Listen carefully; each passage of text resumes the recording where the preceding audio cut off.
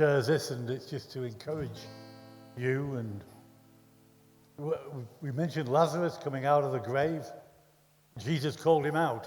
He said, "Lazarus, come out."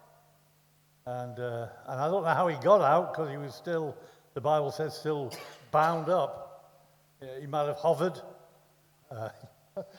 floated. I have no idea how he got out, or just little hops like that. But he got out. But he was still wrapped up. He was still bound up. He was alive, but he was still bound up. And Jesus turns and says, "Release him. Take the bounds off him." He still came out, but he was still bound up. He couldn't, for some reason, get those things off himself. He needed people to gather around him to remove those things which were holding him still.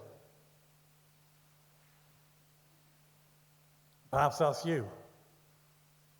Perhaps you have got stuff which is holding you prisoner, holding you tight, and you just need somebody to gather around you and help you let them go. It'll be easier than you think it will be. I'm sure you've seen the picture or heard that when a baby elephant is born in captivity, you don't do it now, thank goodness, but they just put a little stake in the ground and tied its leg to this stake, and it tried to pull away, but it couldn't because it was too strong for him. And so by the time this little elephant, the elephant had grown full size, it had already got into its mind that he couldn't break free from this thing that held him captive. In actual fact, the great big elephant could remove it just like that. But in his mind, he couldn't.